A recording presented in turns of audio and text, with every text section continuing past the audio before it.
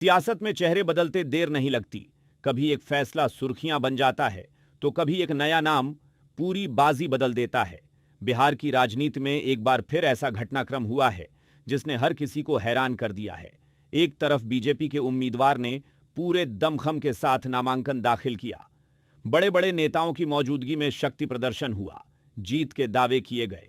लेकिन कुछ ही घंटों बाद उसी उम्मीदवार ने चुनाव लड़ने से अपना नाम वापस ले लिया। और इससे पहले कि लोग इस फैसले की वजह समझ पाते, बीजेपी ने बिना किसी देरी के एक नए उम्मीदवार के नाम का ऐलान कर दिया।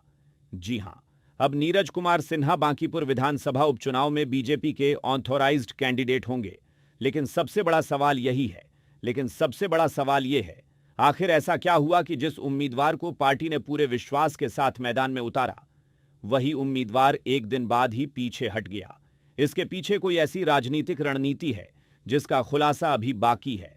आज की इस वीडियो में हम इस पूरे घटनाक्रम की परत दर परत पड़ताल करेंगे और जानेंगे कि आखिर बांकीपुर की इस सीट पर ऐसा क्या हुआ जिसने पूरे बिहार की राजनीति में हलचल मचा दी। दरअसल कुछ ही घंटे पहले बीजेपी उम्मीदवार अभिषेक सिन्हा उर्फ बंटी ने पारिवारिक कारणों का हवाला देते हुए अपना नामांकन वापस लेने का फैसला किया था। यह खबर सामने आते ही राजनीतिक गलियारों में तरह तरह की चर्चाएं शुरू हो गईं। हर किसी के मन में सिर्फ एक सवाल था, अब बीजेपी क्या करेगी? क्या पार्टी किसी नए चेहरे पर भरोसा करेगी या फिर आखिरी वक्त तक इंतजार करेगी? लेकिन बीजेपी ने किसी को ज्यादा सोचने का मौका ही नहीं दिया। भाजपा के राष्ट्रीय महासचिव और मुख्यालय प्रभारी अरुण सिंह की ओर से जारी प्रेस रिलीज में पार्टी ने ऑफिशियली पर अनाउंसमेंट कर दी कि 182 बांकीपुर विधानसभा सीट से अब नीरज कुमार सिन्हा बीजेपी के उम्मीदवार होंगे। इस ऐलान के साथ ही लेकिन कहानी यहीं खत्म नहीं होती, बल्कि यहीं से शुरू होती है असली राजनीतिक चर्चा। आखिर बीजेपी ने इतनी तेजी से नया उम्मीदवार क्यों चुना? क्या पार्टी पहले से इस स्थिति के लिए तैयार थी या फिर हालात ने उसे तुरंत फैसला लेने पर मजबूर कर दिया? इन सवालों का जवाब फिलहाल किसी के पास नहीं है, क्योंकि पार्टी ने सिर्फ नए उम्मीदवार का ऐलान किया है, लेकिन उम्मीदवार बदलने के पीछे की असली वजह पर कोई ऑफिशियल स्टेटमेंट नहीं दिया है। यही कारण है कि पॉलिटिकल एक्सपर्ट्स इस पूरे घटनाक्रम को बेहद अहम मान रहे हैं। उधर बांकीपुर विधानसभा सीट पहले से ही बिहार की सबसे हाई प्रोफाइल सीटों में गिनी जाती है। ऐसे में उम्मीदवार बदलने का फैसला इस चुनाव को और भी दिलचस्प बना चुका है। अब सवाल, आखिर नीरज कुमार सिन्हा ही क्यों? अभिषेक बंटी के नाम वापस लेने के बाद बीजेपी के सामने सबसे बड़ी चुनौती थी कि बेहद कम समय में ऐसा उम्मीदवार चुना जाए जो पार्टी के कार्यकर्ताओं का भरोसा भी बनाए रखे और चुनावी तैयारियों में भी कोई रुकावट न आए। इसी बीच पार्टी ने नीरज कुमार सिन्हा के नाम पर अपनी अंतिम मुहर लगा दी। नीरज जी, आपको कैंडिडेट बनाया गया है बांकीपुर से, क्या कहना? अभी तो अचानक मैं तो अपने बूथ पर पर्ची बांट रहा था, अचानक फ़ोन आया कि आपका नाम चल रहा है, तो लेकिन हम उतना नहीं, लेकिन यहाँ से फ़ोन आया तो हम बुलाहट हुआ तो मैं आया। तो मैं ऐसा देख रहा हूँ कि मुझे एक बूथ लेवल का कार्यकर्ता को भारतीय जनता पार्टी इस जगह पर पहुँचाई है। मैं तो कल्पना भी नहीं कर रहा था कि मैं यहाँ तक अभी पहुँच पाऊँगा, जो मेरा उम्र है अभी। लेकिन मैंने अपनी कार्य क्षमता से मैं बूथ अध्यक्ष का काम करता था, वहाँ पर उस पर्ची बांट रहा था, मुझे जानकारी मिली तो अभी मैं यहाँ पे पहुँचा हूँ। शीर्ष नेतृत्व का मेरा बहुत बहुत आभार है। उन्होंने मुझे इस लायक समझा कि एक छोटा सा आम कार्यकर्ता को इस जगह पर चुनाव दिया है, टिकट दिया है। इसके लिए मैं शीर्ष नेतृत्व का बहुत बहुत आभार करता हूँ। हमारे प्रदेश अध्यक्ष जी का इसके लिए बहुत आभार है मन से।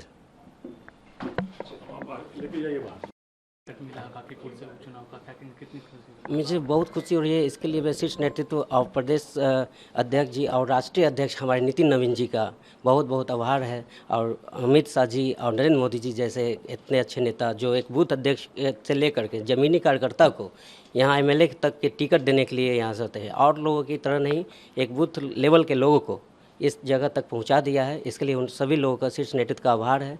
अब प्रदेश अध्यक्ष का आभार है। भारतीय जनता पार्टी को मैं फिर से मैं आभार प्रकट करना चाहता हूं कि छोटे से कार्यकर्ताओं को भी उनका नज़र रहता है, उनका वो आज जमीनी स्तर के नेता थे और आपको एक जी, मैं शुरू से मैं बूथ मंत्री बना, बूथ अध्यक्ष बना, महामंत्री बना, और मैं 2 बार से मंडल अध्यक्ष रहा और जिला उपाध्यक्ष का भी कार्य मैं युवा मोर्चा में किया हूँ। जीत को लेकर कितना श्योर करेंगे? मैं चाहता हूँ कि सभी जीत तो बहुत ज़बरदस्त होने जा रही है और सभी कार्यकर्ताओं के साथ मिलकर और हमारे आम जनता हम लोग के बांकीपुर नमन को बहुत बहुत आशीर्वाद देने जा रही है। इसके लिए मैं राष्ट्रीय अध्यक्ष जी जो उनके कार्य को देख करते हुए आज ये लोग यहाँ पे देंगे।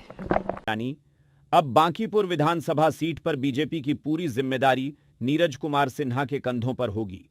लेकिन यहां एक सवाल और खड़ा होता है, क्या सिर्फ उम्मीदवार बदलने से चुनाव का पूरा समीकरण बदल जाएगा या फिर जनता का फैसला वही रहेगा? बांकीपुर सीट इतनी अहम क्यों मानी जाती है? बांकीपुर कोई साधारण विधानसभा सीट नहीं है। यह बिहार की सबसे चर्चित और प्रतिष्ठित सीटों में से एक मानी जाती है। यह सीट बीजेपी के वरिष्ठ नेता नितिन नवीन के इस्तीफे के बाद खाली हुई थी, जिसके बाद यहां उपचुनाव कराया जा रहा है। राजधानी पटना के बीचों बीच होने की वजह से इस सीट का चुनाव सिर्फ एक विधानसभा चुनाव नहीं, बल्कि पूरे बिहार की राजनीति का मूड बताने वाला मुकाबला भी माना जाता है। यही वजह है कि इस सीट पर होने वाला हर छोटा फैसला भी बड़ी राजनीतिक चर्चा बन जाता है। क्या उम्मीदवार बदलने से बदलेगा चुनाव? बीजेपी ने उम्मीदवार बदलकर यह साफ संदेश दे दिया है कि चुनावी तैयारी में कोई ढिलाई नहीं बरती जाएगी। अब पार्टी पूरी ताकत के साथ नीरज कुमार सिन्हा को मैदान में उतारेगी। वहीं दूसरी ओर विपक्ष भी इस पूरे घटनाक्रम पर बारीकी से नजर बनाए हुए है।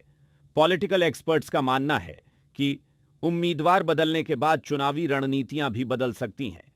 हालांकि इसका असर मतदान के दिन कितना दिखाई देगा, इसका जवाब तो जनता ही देगी। बीजेपी ने मंगलवार यानी 7 जुलाई को अभिषेक बंटी को उम्मीदवार घोषित किया। गुरुवार को उन्होंने नामांकन दाखिल किया, लेकिन शुक्रवार यानी 10 जुलाई को उन्होंने नाम वापस लेने का फैसला सुना दिया। बीजेपी उम्मीदवार अभिषेक सिन्हा उर्फ बंटी ने अचानक प्रेस कॉन्फ्रेंस कर चुनाव नहीं लड़ने का ऐलान कर दिया। उन्होंने साफ शब्दों में कहा कि मैं पारिवारिक कारणों की वजह से चुनाव नहीं लड़ पाऊंगा। इसके साथ ही उन्होंने बीजेपी के प्रदेश अध्यक्ष संजय सरावगी को पत्र लिखकर अपना नामांकन वापस लेने की जानकारी भी दे दी।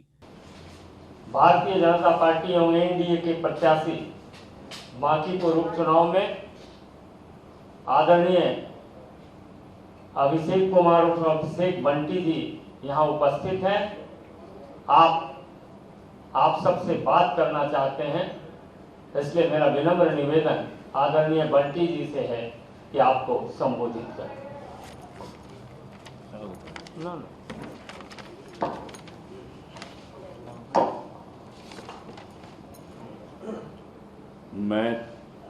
मैंने अभी माननीय प्रदेश अध्यक्ष संजय सरावगी जी को पत्र दिया हूं, जो आपके सामने पढ़ रहा हूं। सेवा में माननीय प्रदेश अध्यक्ष महोदय, भारतीय जनता पार्टी बिहार प्रदेश महोदय, सादर प्रणाम है। मुझे भारतीय जनता पार्टी ने बांकीपुर विधानसभा में उपचुनाव में एनडीए के प्रत्याशी बनाया था। उसके लिए केंद्रीय नेतृत्व, प्रदेश नेतृत्व का मैं आभार व्यक्त करता हूं।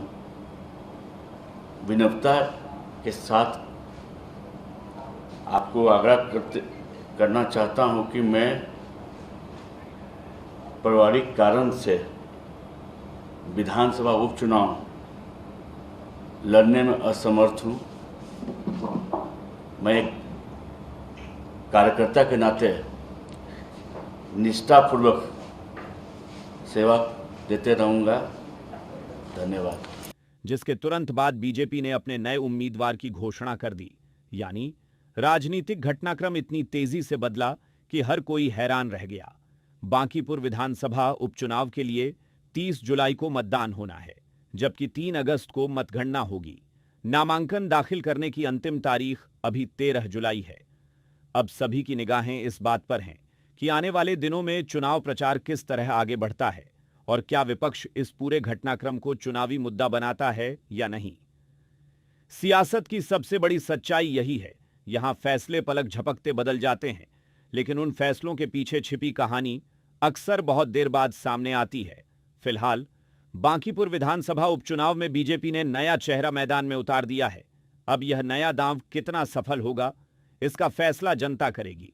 लेकिन इतना तय है कि बिहार की इस हाई प्रोफाइल सीट पर मुकाबला अब पहले से कहीं ज्यादा दिलचस्प हो चुका है। आप इस पूरे मुद्दे को लेकर क्या सोचते हैं? अपनी राय हमें कमेंट सेक्शन में जरूर बताएं। साथ ही और भी अपडेट्स के लिए जुड़े रहें।